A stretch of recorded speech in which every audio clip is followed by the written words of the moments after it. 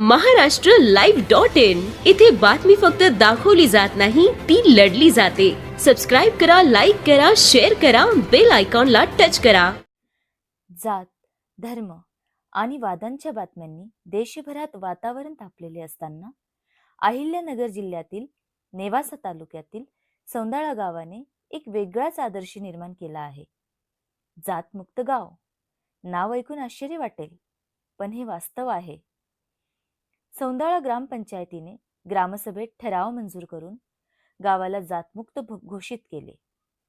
सरपंच शरद आरगडे यांच्या पुढाकारातून घेतलेल्या या ऐतिहासिक निर्णयाने गावात सामाजिक एकात्मतेचा नवा अध्याय सुरू झाला आहे. खरा तो एकची धर्म जगाला प्रेम अर्पावे. साने गुरुजींची ही कविता आपण ऐकली असेल, शाळेत आपण गायलोय असेल, परंतु याच कवितेचा खरा अर्थ अहिल्यानगर जिल्ह्यातील नेवासा तालुक्यात सौंदाळा येथे पाहायला मिळतो. सौंदाळा या गावाने एक नवीन असा उपक्रम राबवला, एक नवीन ठराव पास केला, ज्यामध्ये जात, धर्म, पंथ यावर कोणी टिप्पणी करणार नाही, त्याला तशी वागणूक देणार नाही. असं जर केल्यास त्याच्यावर कारवाई करण्यात येईल. तर आपण जाणून घेऊया या सौंदाळा गावचे सरपंच यांनी कोणकोणते उपक्रम राबवले आणि काय नवीन आदर्श दिला ते. नमस्कार सर. नमस्कार सर, तुम्ही कोणकोणते ठराव पास केले आणि नेमकं नवीन काय जगाला म्हणजे जिल्ह्यामध्ये नवीन काय आदर्श निर्माण केला? आम्ही सौंदाळा गावामध्ये मागील 1.5 महिन्यापूर्वी दररोज सकाळी 10 वाजता राष्ट्रगीत सुरू केलं. राष्ट्रगीत सुरू करण्याचा हेतू असा आहे की राष्ट्रप्रथम प्रत्येकाच्या मनामध्ये राष्ट्रभावना निर्माण व्हावी आणि आपण तिरंगा झेंड्याच्या खाली सगळे एक आहोत. वेगवेगळ्या जातीचे पातीचे कुठले नाहीत, आपण फक्त मानव आहोत आणि मानवता हाच आपला धर्म आहे आणि आपण देशाचा अभिमान बाळगला पाहिजे. आणि आता आम्ही 5 फेब्रुवारी रोजी जो ठराव मांडलेला आहे, विशेष ग्रामसभा घेतली आणि जातमुक्त गाव घोषित केलं, कास्ट फ्री विलेज घोषित केलं. आपण बघतो दैनंदिन जीवन जगत असताना गावामध्ये जे ग्रामीण भागामध्ये जे कुटुंब आहेत हे सर्व आर्थिकदृष्ट्या एकमेकांवर अवलंबून कुटुंब आहेत. आणि अशा वेळेला आपण बघतो की कोणाला काही संकट आली तर कोणी त्याने जर आवाज दिला तर कोणत्याही जातीपातीचा विचार न करता आपण त्याच्या मदतीला जातो. तो कोणत्या जातीचा आहे, पातीचा आहे याचा कुठेही मनात विचार येत नाही. मग असं असताना आपण जातपात का मानावी? आणि मानवता हाच खरा धर्म आहे. जेव्हा जन्माला आलो त्यावेळेस आपण कोणत्या जातीचे होतो किंवा कोणत्या जातीत जन्माला यायचं हे आपल्या हातात नव्हतं. मग आल्यानंतर का आपण वेगळं आपण स्वतःला समजायचं? आणि जर समजा आपण जातमुक्त गाव घोषित केलं, आपण बघतो आजूबाजूला इतक्या मोठ्या प्रमाणामध्ये तणाव निर्माण झाला आहे, वेगवेगळ्या जातीमध्ये वाद निर्माण झाले आणि त्या वाद कुठेतरी थांबले पाहिजेत. आपण मानवता हाच धर्म जर पाळला, माझ्या मते जात ही फक्त कागदावर असावी, ती माणुसकीत नसावी. माणुसकीत फक्त माणुसकीच असली पाहिजे. म्हणून आपण या गोष्टी केलेल्या आहेत आणि भविष्यामध्ये काही जातीय संघर्ष निर्माण होऊन ते आमच्या गावापर्यंत येऊ नयेत म्हणून खऱ्या अर्थाने आम्ही हा ठराव घेतला.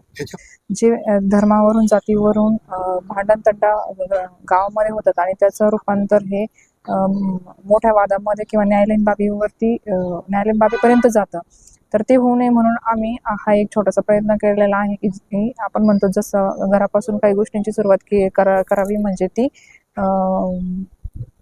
जगामध्ये किंवा समाजामध्ये वावरताना आपण त्याचा उपयोग होतो. त्याचप्रमाणे आम्ही कुटुंब समजून गावापासून सुरुवात केलेली आहे आणि याचा सगळ्याच ग्रामपंचायतीने किंवा सगळ्या गावांनी जर आदर्श घेतला तर निश्चितच चांगला समाज किंवा देश घडवण्यासाठी मदत होईल. याच्यापूर्वी तुम्ही अजून काही वेगवेगळे उपक्रम राबवले होते, ते कोणते होते? याच्यापूर्वी आम्ही विधवा महिलांचा सन्मान करण्यासाठी विधवा महिलांना डोक्याला कुंकू लावणे किंवा मंगळसूत्र घालणे, चांगले कपडे घालणे याच्यासाठी परवानगी दिली. धार्मिक सण उत्सव याच्यामध्ये सहभागी होण्याची परवानगी दिली.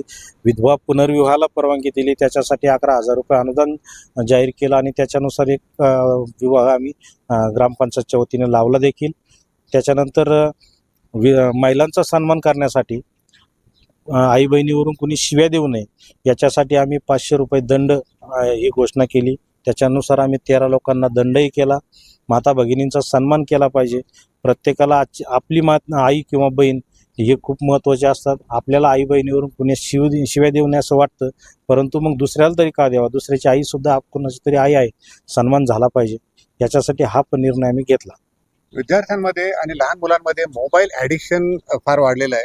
शहरामध्ये त्याच्यावर चिंता व्यक्त करण्यात येते, परंतु काम होताना दिसत नाही. तुम्ही या गावामध्ये तो एक वेगळा उपक्रम जो राबवला तो काय होता? आम्ही या गावामध्ये संध्याकाळी 6 ते 8 या 2 तासामध्ये मुलांनी अभ्यास करावा, मोबाईल हाताळूच नाही, याच्यासाठी आमच्या गावामध्ये संध्याकाळी 6 वाजता भोंगा वाजवला जातो. भोंगा वाजल्यानंतर सर्व मुलं अभ्यासाला बसतात आणि पुन्हा 8 वाजता एकदा पुन्हा भोंगा वाजवला जातो. त्यावेळेला मुलांनी तर अभ्यास करायचा, पण पालकांनी देखील मोबाईलला हात लावायचा नाही. पालकांनी कौटुंबिक गप्पा माराव्यात, मुलांच्या अभ्यासाकडे लक्ष द्यावं, याच्यासाठी सक्त सूचना देण्यात आलेल्या आहेत. आपण जर बघितलं सरपंच साहेबांनी ज्या वेगवेगळ्या योजना ज्या राबवल्या आहेत त्याच्यावरती त्यांनी माहिती दिली. याबद्दल ग्रामस्थांचं काय म्हणणं आहे ते पण आपण जाणून घेऊ. सर, एकंदरीत ही योजना आणि ही कल्पना ही समोर आली त्यानंतर तुम्हाला काय वाटलं याच्यामध्ये?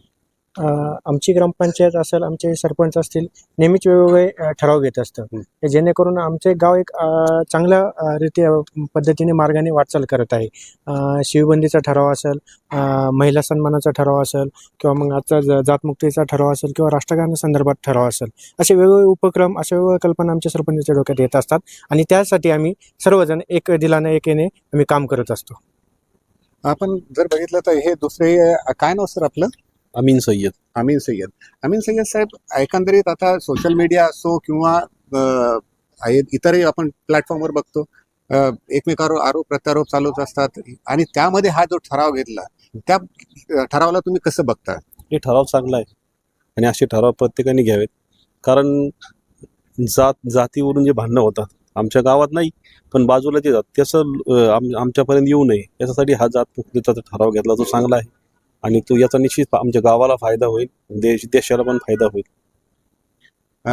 नक्कीच सौंदाळा गावाने जो ठराव पास केला त्यासोबत त्यांनी जे विविध आजपर्यंत जे योजना राबवल्या ते फार चांगल्या प्रकारे त्यांनी अंमलात आणल्या. विशेष म्हणजे हा जो तालुका आहे तो नेवासा तालुका आहे. ज्ञानेश्वर माऊलीच्या पदस्पर्शाने पावन झालेली ही भूमी आहे आणि याच भूमीमध्ये सौंदाळा गावाने जो पायंडा टाकला, जो ठराव पास केला तो खरोखर स्तुत्यर्थ आहे. असेच ठराव इतर ग्रामपंचायतींनी घ्यावं आणि अशा विविध योजना राबवून खऱ्या अर्थाने समाजकारण करावं ही अपेक्षा बाळगायला काही हरकत नाही. या आणि अशाच प्रकारच्या बातम्या पाहण्यासाठी पाहत रहा MaharashtraLive.in.